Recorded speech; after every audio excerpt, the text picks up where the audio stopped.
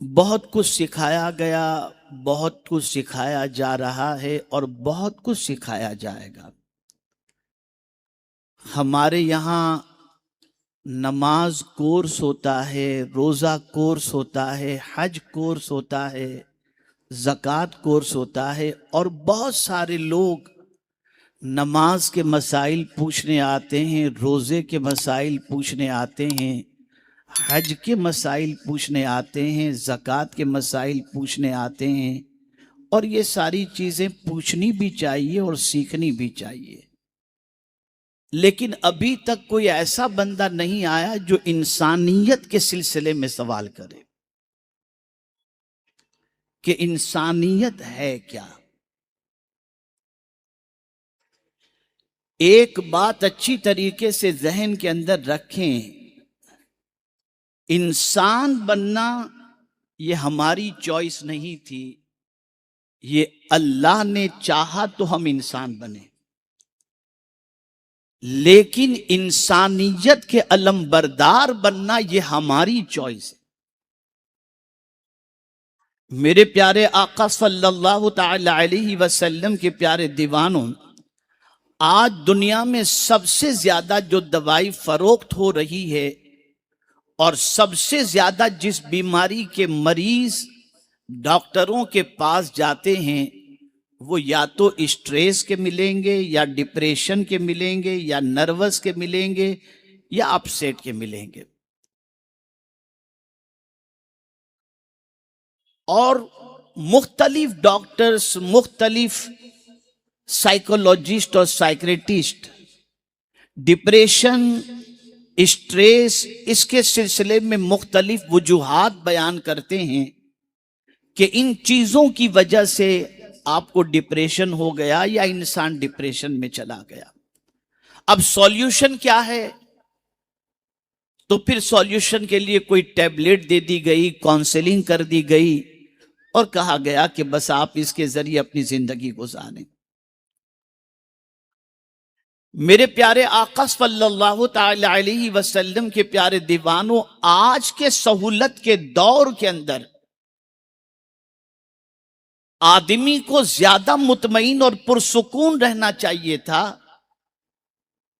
گزشتہ 500 سال پہلے کی زندگی کے مقابلے میں، جب نہ ٹرینیں تھیں، نہ فلائٹ، نہ سوشل میڈیا، نہ انٹرنیٹ، یہ ساری سہولتوں کے آنے کے بعد 500 سال پہلے جو سہولتیں نہیں تھیں، اس کے مقابلے میں ان سہولتوں کی بنیاد پر انسان کو آرام ملنا چاہیے تھا۔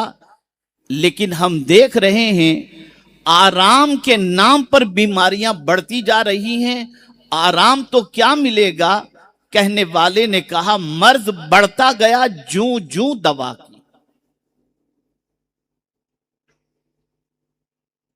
اس وقت ہاتھ، پیر، آنکھ، کان کے اعتبار سے زمین پر چلنے والے انسان تو نظر آتے ہیں، لیکن اس انسان کے اندر اللہ نے جو خوبیاں اور انسانیت رکھی ہے، اس انسانیت کو آج سوسائٹی میں تلاش کر لیں تو میں پورے یقین کے ساتھ کہہ سکتا ہوں کہ الا ماشاء اللہ کہیں سے انسانیت چھلکتی ہوئی دکھائی دے۔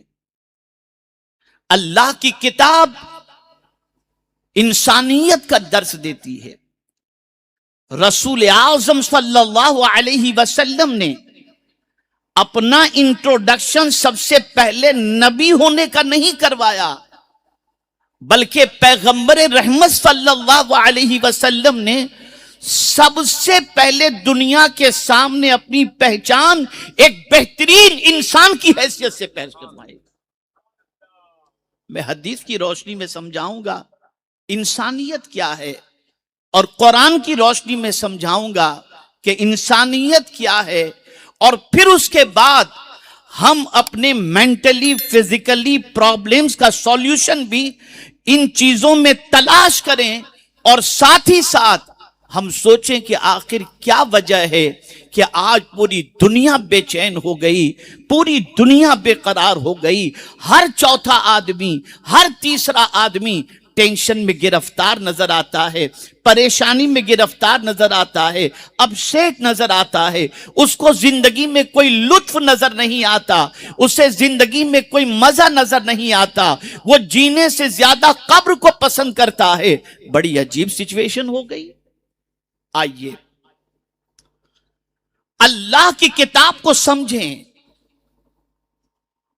یہ کتاب صرف نماز روزے کی تعلیم نہیں دیتی، یہ کتاب صرف حج و زکوٰۃ کی تعلیم نہیں دیتی، بلکہ یہ کتاب تخلیق انسانی کے مقصد کو یوں اجاگر کرتی ہے کہ اے میرے بندے، اللہ عز و جل گویا یوں کہہ رہا ہو کہ میرے بندے، تو اگر سمجھتا ہے کہ میں نے تجھے صرف بندگی کے لیے، نماز روزے کے لیے پیدا کیا، تو جان لے میرے پاس اس کے لیے، نماز کے لیے فرشتوں کی کوئی کمی نہیں، بے پناہ فرشتے ہیں جو عبادت اور ریاضت میں مصروف ہیں۔ جہاں تجھے ہم نے نماز روزے اور حج و زکوٰۃ کے لیے پیدا کیا، وہیں پر انسانوں کے ساتھ اچھے سلوک اور انسانوں کی خدمت کے لیے بھی تجھے پیدا کیا۔ کہنے والے نے کہا کہ درد دل کے واسطے پیدا کیا انسان کو، ورنہ طاعت کے لیے کچھ کم نہ تھے کر و بیان۔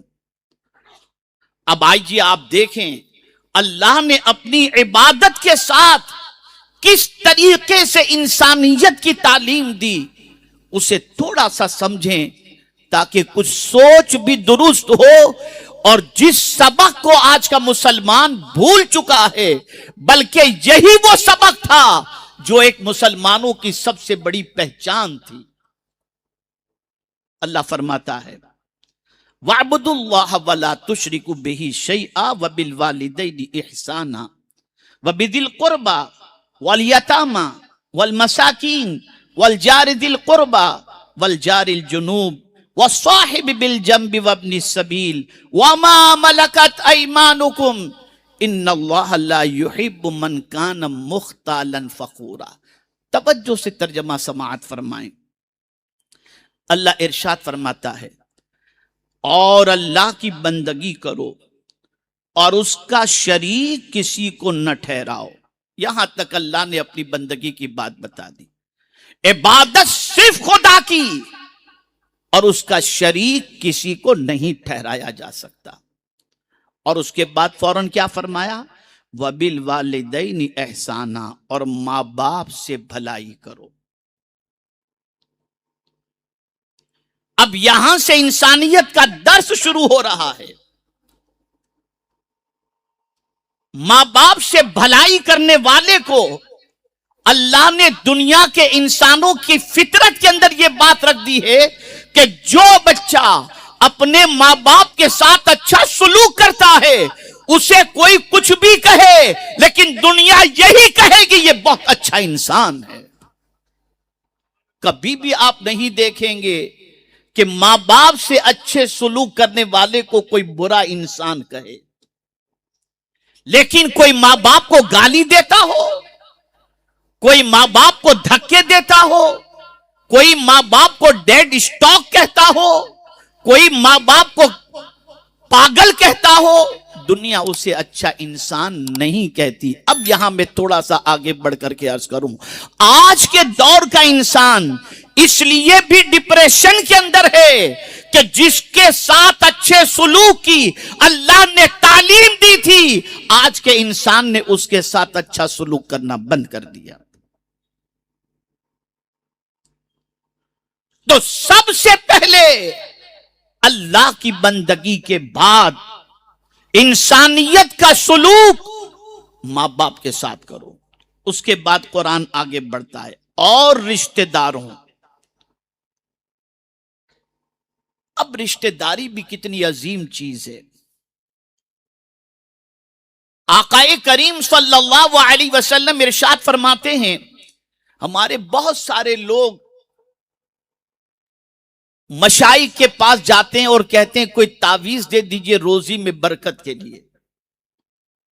ٹھیک ہے، بہت سارے مشائخ ایسے ہیں جن کے اوراد و وظائف پر عمل کر کے رزق میں برکت بھی ہو جاتی ہے اور نہیں بھی ہوتی، تعویذات سے برکت ہو بھی جاتی ہے نہیں بھی ہوتی. لیکن اگر حضور نے کسی عمل کے بارے میں کہہ دیا کہ یہ عمل کرو گے تو رزق میں برکت ہوگی، تو خدا کی قسم وہی ہوگا جو مصطفیٰ پیارے نے فرما دیا ہے. اب آئیے میں آپ کو بتاؤں حضور کیا فرماتے ہیں. آقا کریم صلی اللہ علیہ وسلم ارشاد فرماتے ہیں، جو شخص یہ چاہتا ہو کہ اس کی عمر میں اور مال میں برکت ہو، اسے چاہیے کہ رشتہ داروں کے ساتھ اچھا سلوک کرے. آج رشتہ کاٹا جاتا ہے، جوڑا نہیں جاتا. رشتہ داروں کے ساتھ حسن سلوک کا معاملہ دیکھا جائے تو العیاذ باللہ بڑا برا حال ہے. اور تھوڑا سا ایک ارشاد آپ کو میں سرکار کا سنا دوں. سرکار صلی اللہ علیہ وسلم فرماتے اللہ اس بندے کی دعا کو قبول نہیں کرتا جو رشتہ کاٹتا ہے. رشتہ توڑنے والے کی دعا اللہ قبول نہیں کرتا. اسی طرح سے سمجھ میں یہ بات آ گئی اس حدیث کی روشنی میں کہ انسانیت کا سلوک جہاں ماں باپ کے ساتھ اچھا کرنا ہے، وہیں پر انسانیت کا سلوک رشتہ داروں کے ساتھ. پھر آگے فرمایا اور یتیموں اور محتاجوں اور پاس کے ہمسائے، معاشرے کے وہ لوگ جو یتیمی کا داغ جھیل رہے ہیں ان کے ساتھ اچھا سلوک کرو. اچھا، یتیم کے ساتھ اچھا سلوک کرنے سے کیا ملے گا؟ تو اب سرکار صلی اللہ علیہ وسلم فرماتے انا وکافل الیتیم کہاتین. سرکار فرماتے ہیں میں اور یتیم کی کفالت کرنے والا دونوں قیامت کے دن اتنے قریب ہوں گے جیسے کہ یہ دو انگلیاں ہیں. یہ ہے انسانیت. آگے آقا کریم صلی اللہ علیہ وسلم نے فرمایا اور محتاجوں، اگر معاشرے کے اندر کوئی محتاج ہے، بے روزگار ہے، تو ان کے ساتھ اچھے سلوک کا حکم اللہ عز و جل نے عطا فرمایا. اور کوئی یہ نہ سوچے کہ اگر کسی محتاج کی کوئی مدد کر رہا ہے تو وہ اس پر احسان کر رہا ہے. نہ، قرآن اٹھا کر دیکھو، اللہ فرماتے وفی اموالہم حق للسائل والمحروم، ان کے مالوں میں ان کا بھی حق ہے جو محتاج اور بے روزگار ہیں. ہمارے مال میں صرف ہمارا ہی حق نہیں بلکہ معاشرے کے اندر جو لوگ بے روزگار ہیں، محتاج ہیں، اللہ نے ان کا حق بھی ہمارے مالوں کے اندر رکھا ہے. یہ قرآن کہہ رہا ہے. اسی کے ساتھ قرآن نے کہا اور پاس کے ہمسائے اور دور کے ہمسائے، یعنی پڑوسی، جو ایک دم قریب کے پڑوسی ہیں یا دور کے پڑوسی، ان کے ساتھ اچھا سلوک کرو. میرے پیارے آقا صلی اللہ تعالی علیہ وسلم کے پیارے دیوانوں، آقا کریم صلی اللہ علیہ وسلم نے تو یہ فرمایا کہ جب تم اپنے گھر کے اندر سالن بناؤ تو شوربہ زیادہ بناؤ اور اس کو تھوڑا سا پڑوسیوں کے یہاں بھیج دیا کرو. نعرہ تکبیر، نعرہ رسالت. حضور مفکر اسلام، ادھر لے لو بیٹا، اس کو ادھر لے لو، اس کو بھی ادھر لے لو.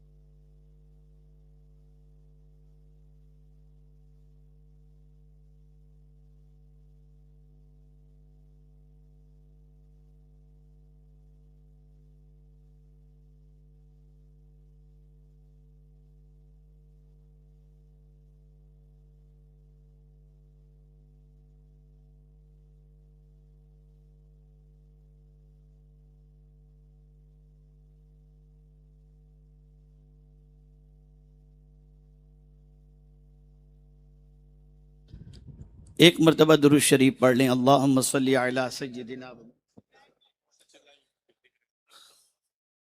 محمد معدن الجود والکرم وآلہ الکرام وابنہ الکریم وبارک وسلم صلاة وسلاما علیک یا سیدی یا رسول اللہ صلی اللہ تعالی علیہ وسلم. اور ایک مرتبہ ذرا بلند آواز سے درود شریف پڑھ لیں.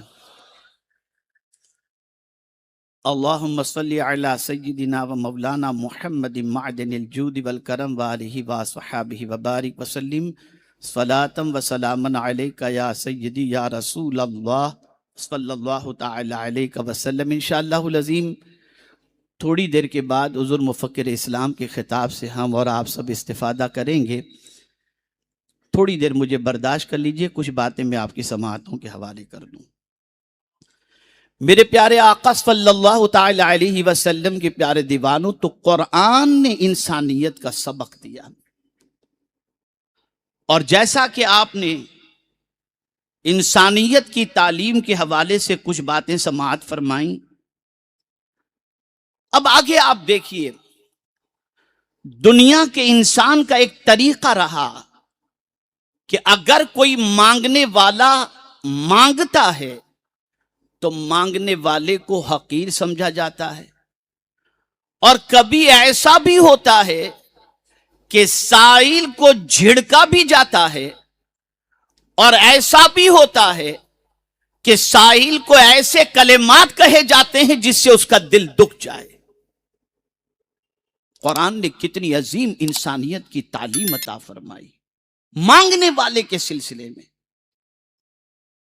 بھلے وہ مانگنے والا ہے، لیکن تمہاری زندگی سے انسانیت چھلکنی چاہیے، اور تمہارے بارے میں یہ لوگوں کا گمان ہونا چاہیے کہ تم قرآن کے ماننے والے ہو. تمہارا رویہ ایسا قطعی طور پر نہ ہو کہ مانگنے والے کے دل میں تمہارے لیے نفرت پیدا ہو جائے. اب دیکھیے کیا تعلیم دی قرآن نے. قول معروف خیر من صدقۃ یتبعها اذی. اچھی بات کہنا اس صدقے سے بہتر ہے جس کے پیچھے اذیت ہو. یعنی ہم کسی سائل کو دیتے وقت یہ کہیں یار تو پیچھا ہی نہیں چھوڑتا، قرآن کہتا اس سے تو بہتر یہ تھا کہ تو اچھے انداز میں کہہ دیتا بھائی میری پوزیشن ایسی نہیں کہ میں آپ کی مدد کر سکوں. کہیں اور آپ دیکھ لیں قرآن کہتا ہے یہ تمہارا کہنا جو ہے نا یہ دینے سے بھی بہتر ہے کہ تمہارا اس انداز میں کہنا تمہارے انسان ہونے کی اور انسانیت کے علم بردار ہونے کی گواہی دے رہا ہے. اسی طریقے سے آپ دیکھیں جہاں تھوڑی سی دولت آ گئی، جہاں تھوڑی سی شہرت آ گئی، جہاں تھوڑا سا اقتدار آ گیا تو سوچ بدل جاتی ہے، چال بدل جاتی ہے، انداز بدل جاتا ہے. اور ہم زمین پر اس میں کوئی شک نہیں کہ ایک مسلمان کہلانے والے کی حیثیت سے زندگی گزارتے ہیں، لیکن اللہ کے بندے ہونے کے باوجود بھی ہم اس مقام تک نہیں پہنچ پائے کہ خدا بھی ہمیں اپنا بندہ کہہ کر ہمیں اپنے بندوں میں شمار فرما لے. لیکن جنہیں اللہ اپنا بندہ کہتا ہے سب سے پہلے ان کی انسانیت دکھاتا ہے کہ وہ کیسے انسان تھے. تو کہاں دکھاتا ہے؟ تو قرآن کہتا ہے وَعِبَادُ الرَّحْمَنِ الَّذِينَ يَمْشُونَ عَلَى الْأَرْضِ هَوْنًا. جو رحمان کے بندے ہیں وہ زمین پر اکڑ کے نہیں چلتے، خرامہ خرامہ چلا کرتے ہیں. ان کی چال دیکھ کر سمجھ میں آ جاتا ہے کہ یہ کتنے عظیم انسان ہیں. میرے پیارے آقا صلی اللہ تعالی علیہ وسلم کے پیارے دیوانوں، غریب کو دیکھ کر آج تیوری چڑھا لی جاتی ہے، آج چہرہ پھیر دیا جاتا ہے، منہ بگاڑ دیا جاتا ہے. میرے پیارے آقا صلی اللہ تعالی علیہ وسلم کے پیارے دیوانوں، یہ وہ لوگ کرتے ہیں جن کے اندر انسانیت سسک رہی ہوتی ہے. اس لیے کہ قرآن نے واضح طور پر فرما دیا ولا تصعر خدك للناس. اس لیے ایسا شخص نعرہ تکبیر، نعرہ رسالت، نعرہ تکبیر، نعرہ رسالت، علماء اہل سنت، فیضان غوث اعظم، نعرہ تکبیر، نعرہ رسالت.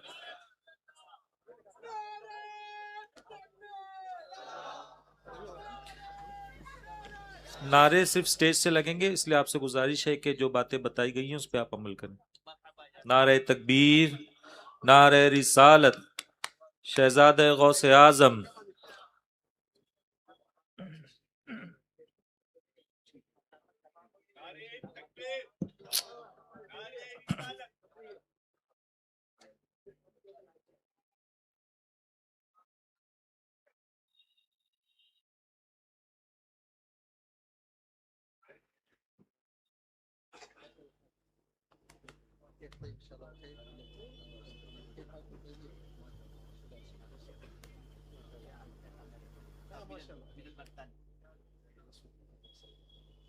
السلام علیکم. السلام علیکم.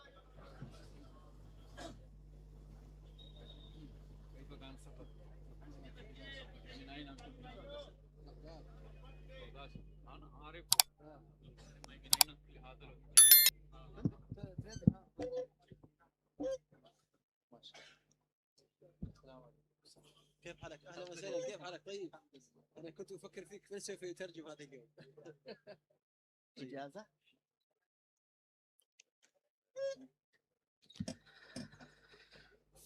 ہم اور آپ بہت خوش نصیب ہیں الحمدللہ کہ اس وقت ہمارے درمیان صاحب سجادہ آستانہ عالیہ قادریہ بغداد شریف سیدنا غوث الثقلین رضی اللہ تعالیٰ عنہ کی اولاد آل غوث پاک الحمدللہ آج ہمارے اجتماع میں تشریف لائے ہوئے ہیں.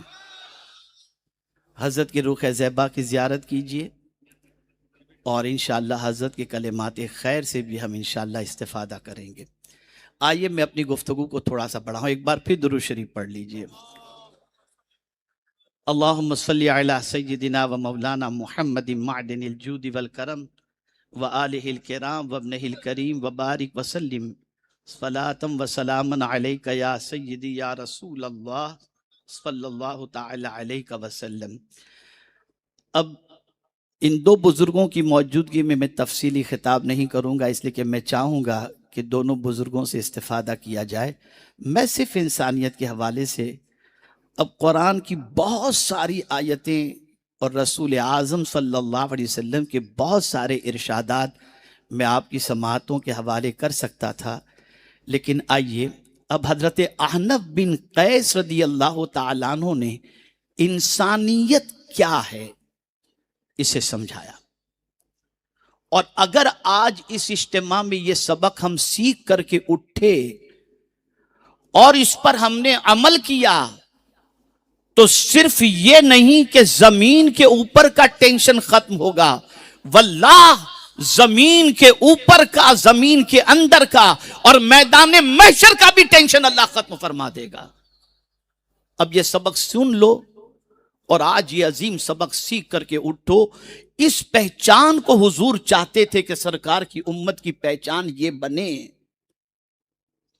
اسی لیے جب وحی الہی کا نزول ہوا اور سرکار صلی اللہ علیہ وسلم نے ام المؤمنین حضرت خدیجۃ الکبریٰ رضی اللہ تعالی عنہا سے ارشاد فرمایا زملونی، مجھے چادر اڑاؤ، اور سرکار صلی اللہ علیہ وسلم نے اپنے ضائع ہونے کے حوالے سے خدشے کا اظہار کیا، تو وہ انسانیت جو حضور کی تھی اس کے بارے میں ام المؤمنین نے کہا کہ واللہ لا یخزیک اللہ ابدا، یقیناً یقیناً اللہ کی قسم اللہ کبھی آپ کو ضائع نہیں فرمائے گا.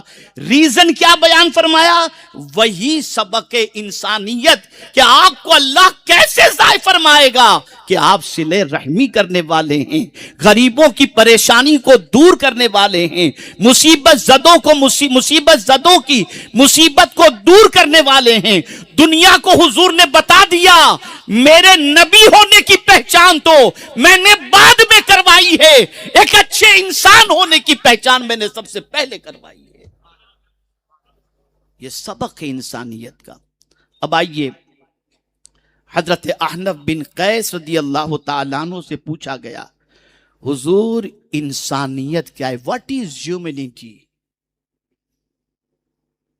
انسانیت کیا ہے؟ ارشاد فرماتے ہیں دولت مند ہونے کے باوجود متواضع اور منکسر المزاج ہونا. اگر اللہ تمہیں دولت دے دے تو تمہارے اندر دولت کے عوض میں تکبر نہ آئے، اور دولت مند ہونے کے باوجود بھی تم غریب کو، حقیر کو، فقیر کو، چھوٹوں کو، سب کو سلام کرنے کے عادی رہو اور ان کے ساتھ اچھی طریقے سے ملو. یہ تمہارے ذہن میں نہ رہے کہ یہ تو میرے اسٹیٹس کا آدمی بھی نہیں، منہ لگانے کے قابل بھی نہیں. اگر تمہارے ذہن میں یہ آ گیا تو صرف انسان کے لباس کے اندر ہو، انسانیت تمہارے اندر نہیں ہے. کیا حضور سے بڑھ کر کوئی مالدار تھا؟ کیا حضور سے بڑھ کر کوئی علم والا تھا؟ اگر آج آپ کے پاس کوئی بڑی کار آ جائے اور آپ گھمنڈ میں آ جائیں تو میں پوچھتا ہوں حضور نے جیسی سواری استعمال کی، کیا آپ میں سے کوئی ہے اس سواری کے استعمال کرنے والا؟ سرکار نے تو براق استعمال فرمائی. لیکن کوئی بتا دے کہ کبھی حضور کی زندگی میں سرکار صلی اللہ علیہ وسلم نے غریب کو دیکھ کر کے کبھی آقا کریم صلی اللہ علیہ وسلم نے منہ پھیرا ہو یا ان کے سامنے تکبر کیا ہو؟ یہ کہاں سے سیکھ لیا آپ نے؟ کون سی سوسائٹی سے یہ سبق آپ نے حاصل کیا کہ چند ٹکے آ جانے کے بعد غریبوں کو حقیر سمجھنے لگے؟ آپ کو نہیں معلوم کہ جس کو حقیر سمجھتے ہو اللہ کے نزدیک اس کا مقام کیا ہے؟ خود حضور صلی اللہ علیہ وسلم ارشاد فرماتے ہیں بہت سارے میلے کچیلے کپڑے والے، گرد آلود چہرے والے، ان کا مقام خدا کے نزدیک اتنا بلند ہوتا ہے کہ اگر وہ کسی بات پر قسم کھا لے تو خدا ان کی قسم کو پوری کر دیا کرتا ہے. تو انسانیت کا پہلا سبق یہ ہے کہ دولت آ جائے تکبر نہ آئے، تکبر نہ آئے. دوسرا سبق، سزا دینے پر قدرت رکھنے کے باوجود مجرم کو معاف فرما دے. قربان جائیے فتح مکہ اس بات پر گواہ ہے. رسول گرامی وقار صلی اللہ علیہ وسلم ستانے والوں سے انتقام لے سکتے تھے، لیکن پیغمبر رحمت صلی اللہ علیہ وسلم نے انتم الطلقاء کہہ کر کے انہیں بتا دیا کہ میں وہ نہیں جیسا تم دوسروں کو سمجھتے، دوسروں کے بارے میں گمان رکھتے ہو. میں وہ ہوں جو انسانیت کا سبق سکھانے آیا ہوں. میں بولنے والا ہی نہیں بلکہ کر کے دکھانے والی ذات ہوں. حضور نے کر کے دکھایا. اب تیسری بات بہت اہم ہے، یہ میں نہیں کہہ رہا، بہت عظیم تابعی اور بعض صحابی بھی کہتے ہیں حضرت احنف بن قیس کو، یہ ان کا قول ہے. تیسری بات فرماتے ہیں منت و احسان کے بغیر عطا کرنا. اگر تمہیں قدرت نے دیا ہے تو کسی کو دے کر نہ احسان کرنا نہ احسان جتانا، اور نہ کسی کے احسان کے بدلے میں دینا. اور جب اس چیز کو میں قرآن میں صدیق اکبر کے حوالے سے دیکھتا ہوں تو عقل دنگ رہ جاتی ہے کہ صدیق اکبر نے جب حضرت بلال کو آزاد کیا، دنیا کہہ رہی تھی کہ ابو بکر پر بلال کا کوئی نہ کوئی احسان ہوگا. اے صدیق اکبر، آپ کی عظمتوں پر قربان کہ آپ کی انسانیت کا پروردگار جل جلالہ نے اعلان فرمایا کہ ابو بکر نے کسی احسان کے بدلے میں یہ نہیں کیا بلال کو آزاد، بلکہ ابو بکر نے اللہ کی رضا کے لیے بلال کو آزاد فرمایا ہے. وَمَا لِأَحَدٍ عِندَهُ مِن نِعْمَةٍ تُجْزَى إِلَّا ابْتِغَاءَ وَجْهِ رَبِّهِ الْأَعْلَى. آج ہمارا حال یہ ہے کہ کسی غریب کو زکوٰۃ بھی اگر ہم دے دیں تو جب تک کہ ہمارا فوٹو اور لینے والے کا فوٹو نہ چھپے اس وقت تک ہم مطمئن نہیں ہوتے.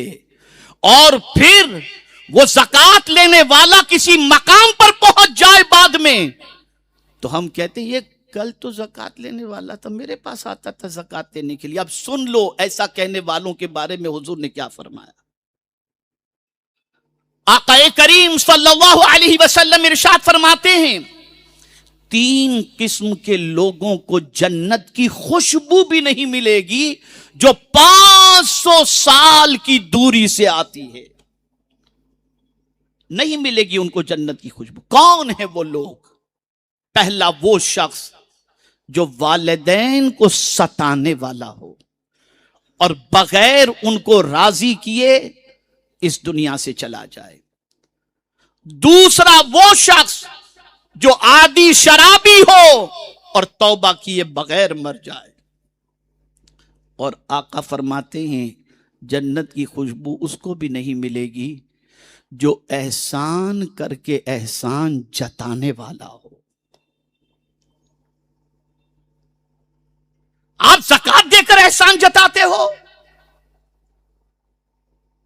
آپ کسی کی مدد کر کے احسان جتاتے ہو. کس نے بنایا دینے والا؟ اس پروردگار نے. ہونا تو یہ چاہیے کہ دے کر لینے والے کا شکریہ ادا کرو کہ تو نے قبول کر کے مجھے ثواب کمانے کا موقع عطا فرمایا. میرے پیارے آقا صلی اللہ تعالی علیہ وسلم کے پیارے دیوانوں، اور عرفاء کا قول بھی آپ کو بتا دوں کہ انسانیت کیا ہے. فرماتے ہیں انسانیت یہ ہے جو دوسروں کے دکھ سے خود دکھی ہو جائے. کسی کو دکھ میں دیکھے تو خود دکھی ہو جائے. اس کو میں نے اپنے لفظوں میں یوں عرض کیا ہے، اگر کسی کا غم تمہاری آنکھوں کو نم کر دے یہ انسانیت ہے. آج کی پوزیشن یہ ہے دکھ میں دیکھ کر خوش ہوتے ہیں. ایسا ہونا ہی تھا یار، اس اب مت پتہ چلے گا، اب مزہ آئے گا، دیکھو اب کیا ہوتا ہے. لا حول ولا قوت الا باللہ العلی العظیم. یہ انسانیت نہیں ہے. انسانیت یہ ہے کہ کسی کو دکھ میں دیکھ کر کے خود دکھی ہو جاؤ. دوسری بات، جو دوسروں کو تکلیف نہ دے اور لوگوں کو راحت پہنچائے. انسانیت یہ ہے کہ وہ لوگوں کو راحت پہنچانے والا ہو، تکلیف پہنچانے والا نہ ہو. اسی کو حضور نے فرمایا من اذى المسلم فقد اذانی ومن اذانی فقد اذى اللہ ومن اذى اللہ کان يدخلہ النار. ایک مسلمان کبھی اذیت پہنچانے والا ہو ہی نہیں سکتا. اس کو ایک چھوٹے سے دوسرے جملے میں سمجھا دوں. کیسا بننا ہے؟ آدمی گھوڑا پالتا ہے. توجہ چاہوں گا اس جملے پر. آدمی گھوڑا پالتا ہے اور سانپ کو مار ڈالتا ہے. کیوں؟ گھوڑا نفع پہنچانے والا ہے، سانپ نقصان پہنچانے والا ہے. جس دن خدا کی قسم ہم مسلمان نفع پہنچانے والے بن جائیں گے، دنیا کی کوئی طاقت ہمیں مٹا نہیں سکتی. نفع پہنچانے والے بنو. اور سرکار صلی اللہ علیہ وسلم نے فرمایا لوگوں میں سب سے بہترین انسان وہ ہے جو لوگوں کو سب سے زیادہ نفع پہنچائے. اور قرآن کہتا ہے فَأَمَّا الزَّبَدُ فَيَذْهَبُ جُفَاءً فَأَمَّا مَا يَنْفَعُ النَّاسَ فَيَمْكُثُ فِي الْأَرْضِ كَذَلِكَ يَضْرِبُ اللَّهُ الْأَمْثَالَ.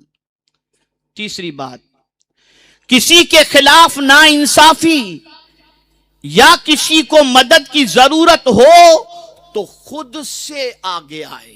توجہ چاہوں گا، بلانے کا انتظار نہ کرے، خود سے آگے آئے. یہ نہیں کہ کوئی بلائے گا تو جاؤں گا، پتہ چلا یہ مصیبت میں ہے، خود سے چلے جاؤ. یہ ہے انسانیت، یہ ہے انسانیت. چوتھی بات، اس کے دل میں سب کے لیے عزت ہو، غریب ہو یا امیر، بادشاہ ہو کہ فقیر، سب کے لیے اس کے دل میں عزت ہو، وہ ہر ایک کا احترام کرے. میرے پیارے آقا صلی اللہ علیہ وسلم کے پیارے دیوانوں، اور آخری بات انسانیت کے حوالے سے میں کہہ دوں،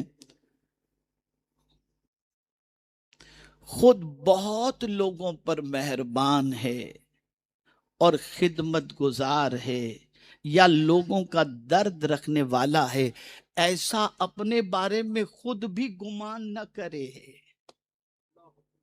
کہ میں اتنا بڑا ہوں، میں یہ تیر مار رہا ہوں، یہ بھالا پھینک رہا ہوں، یہ گولی مار رہا ہوں، یہ کر رہا ہوں، وہ کر رہا ہوں. اپنے بارے میں یہ گمان ہی نہ کرے، بلکہ اٹھتے بیٹھتے کہ الحمدللہ میرے کریم تیرا شکر ہے کہ تو نے مجھے اس قابل بنایا.